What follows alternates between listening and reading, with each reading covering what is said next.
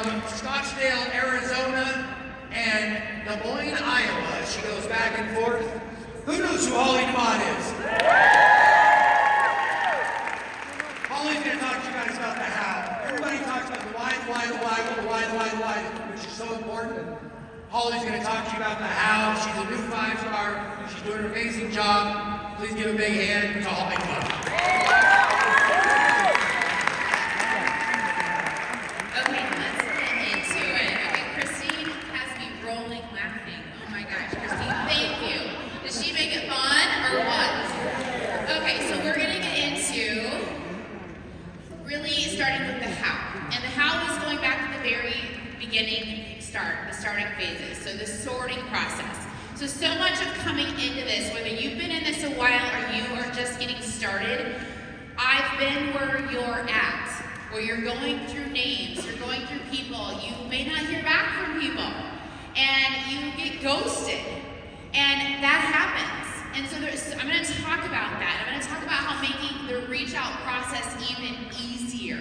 And there's going to be a really fun piece we're going to talk about with it. So you're sorting, and the beginning of the sorting process really starts with being clear with who you want to attract. Being very clear. If you have a confused mind and you're just looking for everybody and anyone, you're going to get a bit of a messy group. I'll just say that. You're going to be attracting in people's energy that may not even align with you, and it's a little bit of a waste of time. So getting clear with what you want is where it starts. So being clear, for myself, and in the beginning, like I was so hooked on certain people. How many of you have been there? Where you're like, if only my sister would get it. You know, if only my neighbor that has experience in network marketing would say yes to me. Like, we get so attached to certain people, and that attachment is actually holding you back. Attachment is holding you back. You have to detach, the law of detachment. Not being attached to the outcome. When you go in with like ease and flow of conversations and not being attached to the outcome, you're going to see so many more things happen. Okay, so not being attached is one, and expectation. If I were to have an expectation of Gary, that would not be fair, because he hasn't even agreed to me having an expectation of him. That's not right. So whenever we have an expectations of people, it sets us up for disappointment. You guys, how many of you have felt that? Your heart sinks to your stomach when you've gotten a no because you expected them to come right in with you and say yes. So no expectations here. Expectations of yourself, yes. And so that's really the start of it, being clear. So when I'm clear, which I am, I want people that are no excuses. I want people that are consistent. I want people who show up. I want people who bring good energy. They're good vibes, no drama. I want people who are go-getters. I want people with a circle of influence. And you gotta get really clear on that. Because what you think about, you bring about. You've heard all that. You're attracting it in every single day. So get really clear on who you want. This is something you should wake up in the morning and think about. Think about it in the morning, before you go to bed at night, visualize it. What do you want your team to look like? What do you want your team gatherings to look like? Act as if you already have it. Samson talked about that a little bit. Picture it for yourself. Do yourself that gift. And instead of doing the hem-ha going, why isn't it working for me? Why am I attracting people that aren't doing anything? Instead of that yucky energy, flip it. Flip the energy. You have the power to flip the energy. Start focusing on what you want. So I am very grateful for being in situations of what I don't want. Why? Because it shows me what I do want. So I say that. I'm so grateful I went through that. Instead of complaining about it, I'm so grateful I went through it because it brings me closer to what I do want. Okay, flip it, change the energy around with it. Okay, so this is a tool that's going to help you all with talking with people. I love this. So you've heard of different personality, color code, all these different ones. Well, this one has to do with animals. Something Samson taught me, and I love it, and our team often talks talks about it, which is why I chose to put it in here, because this has helped us so much. So let's go through. We're gonna go through like in a speed dating fashion here. And you can kind of see what resonates with you, and then there's tools at the end of this.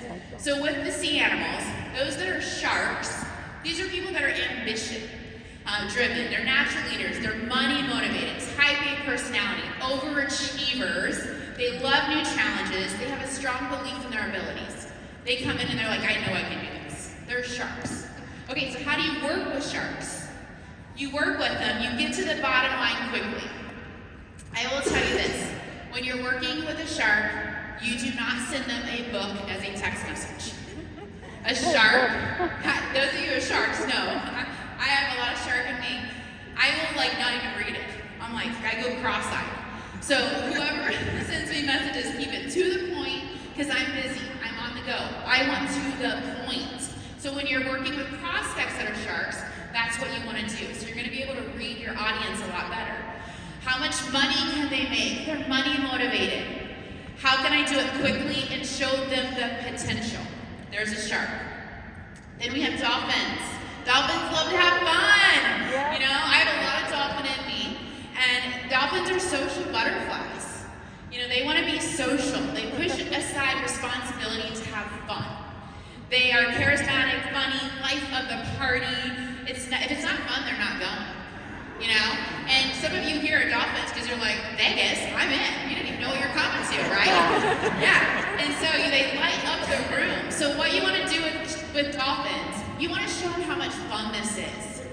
You know, you want to highlight conventions and meetings. They want to be a part of it. They don't want to miss out. Relationship building, events. People will love this and come back to you and rave about the difference this has made. So camaraderie and team building, fun, fun, fun. So with a dolphin, if you're going to work with dolphins, if you sit down with them and give them a list of to-dos, they're going to check out. The dolphins are laughing. And so they're going to check out because it's like, where's the fun? If it feels like work, they're not going to do it. Right? Okay, so, and then when you're approaching a dolphin, there's a whole way we're going to talk about that. Then we have sea urchins. So sea urchins, very analytical. They're detail-oriented. They're facts and information only. So when I come across a sea urchin, I notice they're not really, you're a sea urchin? Oh, there we go. Oh, yeah, you like the data. You like the data. Okay, so I notice, like, when I'm working with sea urchins, like, it's sea urchins. No, they want more facts. They want the studies. And they're perfectionists. They don't like to take risks. They want to know 100% of the information. So when you're talking with a sea urchin to get them started, they're going to take a little more time. So be patient. Identify they're a sea urchin. What additional information can I get you to help you to get started? That's a great question, a great closing question. What additional information can I give you to get started? And they'll let you know. So with them, give them the details. They need studies. They need ingredients. They need the background of leadership. They require patience. They need to do their research, so be prepared for that. And they want the info. So that's the sea urchins. Next we have the whales. Okay, this is our final one, the whales. So the whales love to help people. They're caretakers. They want to heal the world, you know? And they want to please people. They're friendly. They stand up for what they believe in. They love to empower and connect people. When Daniel was talking about the philanthropic that we're going to be doing, I'm like, the whales are loving this. Like, think about helping more people and what they're doing, impact. So that's whales. So they need to be shown how this helps people. That's how you have to show them. How this makes a difference in people's lives. So with the whale, are you going to talk money? Most likely not that much, no. It's going to be more about the impact, how the products are helping people. Well, the finances, yes, help families. Then it's the mission of the company, being a part of something bigger than themselves. Okay, so you guys learn now, you know the 4 sea animals. So you take this to another level. When you're talking with someone, the initial conversation, all you have to do is say, tell me about yourself. So if someone starts with, well, I'm the CEO of this company, or I travel a lot, and this money is career-driven, most likely they're a shark, because they're talking about their power, what they have. If you ask them someone tell me about yourself and they start talking about their family, they start talking about volunteering at the school, they're more of a whale. Okay? So you start to, once you play with this, you really start to get the hang of it. Then if you ask someone, tell me about yourself to a sea urchin, the sea urchin is going to respond, well, which part do you want me to tell you about?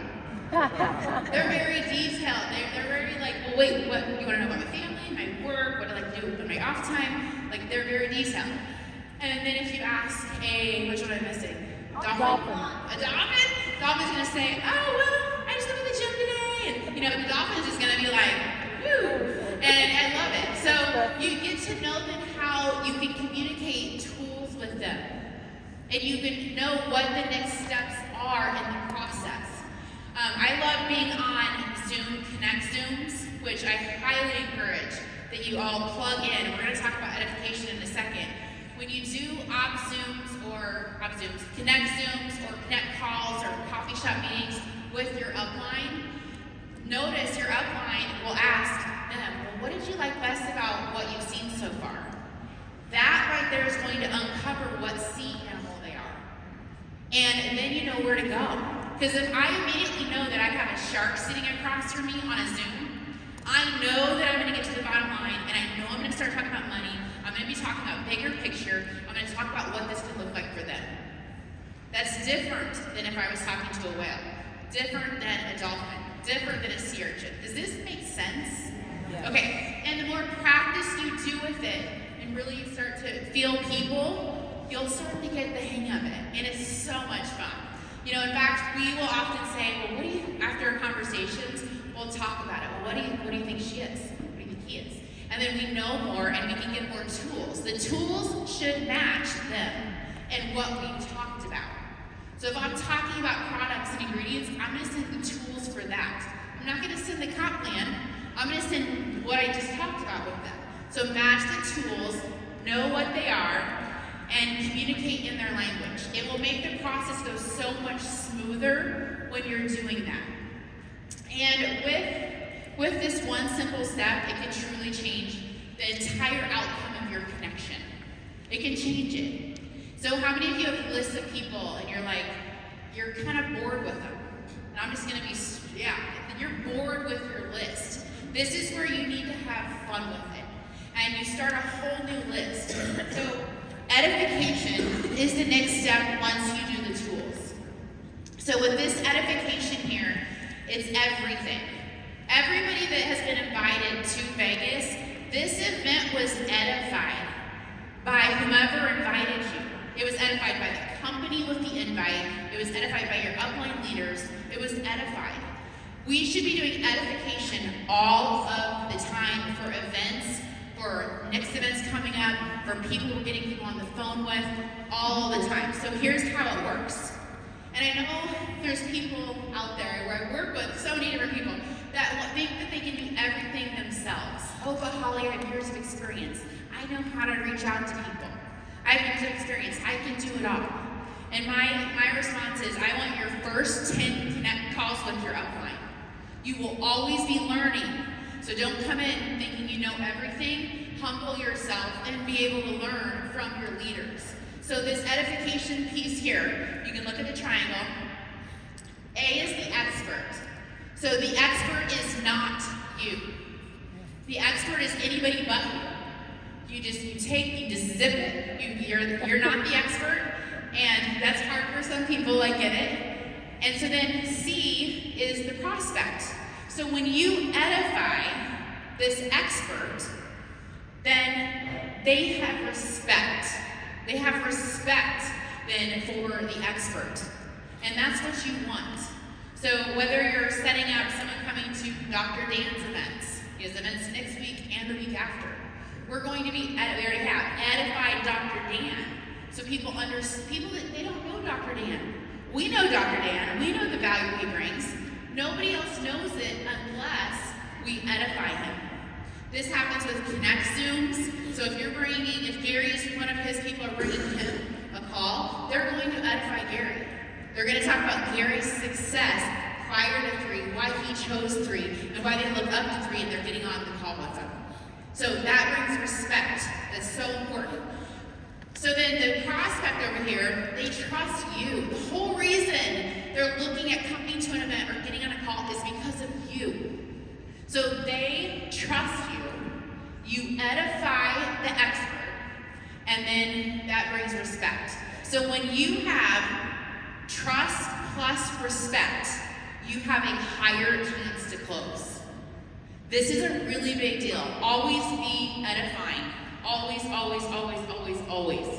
Okay, so you create value for the prospect with their participation in the event. Like having said earlier, it's not about the cost, it's about the value. And that's what edification does. Okay, awesome.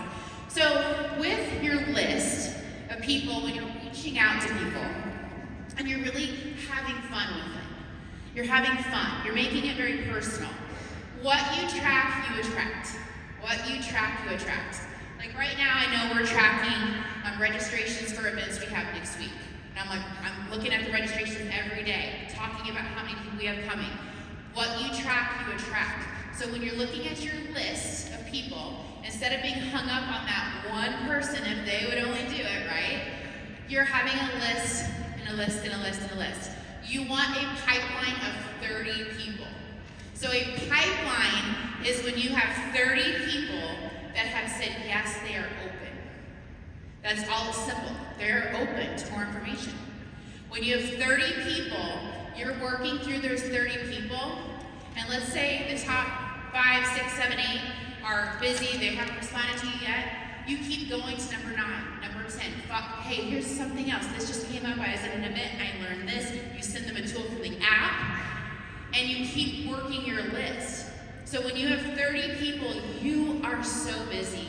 I'm telling you, you're busy. You lose track of the person that you were talking about last week. You're like, wait a minute, I need to go back. So really push yourselves to have a pipeline of 30 people. It takes 6 to 10 follow-ups on average for someone to say yes. It's 6 to 10. And I've worked through this. I mean, I love reaching out. I actually get a little jealous when I'm with helping other people reach out because I love it. I find there's fun with words. You can play with words. I shared this on the Empowerment Tuesday, and I'll share it with all of you here in case you haven't listened to that training. When you're reaching out to someone initially and you haven't talked to them for a while, it can be a little awkward, right? A phone call, do a phone call. I love to say, if I was talking to my neighbor, Kathy, in Chicago, haven't talked to her for a couple years, I'd be like, hey Kathy, how are you? And remind me, there's a reason for my call. But first, how are you? Because I truly want to know how she is. And then she usually circles back around and she's like, what was the reason for your call? And it's perfect. Then I go into my story and then I see if she's open. And then the other things I love to do is say, this may or may not be a fit for you. And, so I never use the word but. But is like big X on the word B-U-T. It cancels out what you just said. So I love and. What do I say? May or may not be a fit, and I know it is worth your time to find out. I know. So K-N-O-W is a powerful word instead of using I think. I think, I believe. Think and believe are weak words. That doesn't show confidence that you really believe they should. You know, K-N-O-W. Okay, so those are some really great tips with reaching out to people, the how of it. My biggest takeaway for you guys is to have fun. Like, just have so much fun with this process. I can't wait to hear about the sea animals. I want to hear you guys have fun with it. I want to hear what you are. And know that you're going to be talking to all types. Not one sea animal is dominant over the other. So just know that. We need all the sea animals. Because I'll talk to people and they'll be like, I want all sharks. And I'm like, oh my gosh. I'm like, yes, well, we need everybody. So you guys have fun with it. I love training you guys on this, and I absolutely want you to get as much out of this conference as possible. And that's all I got.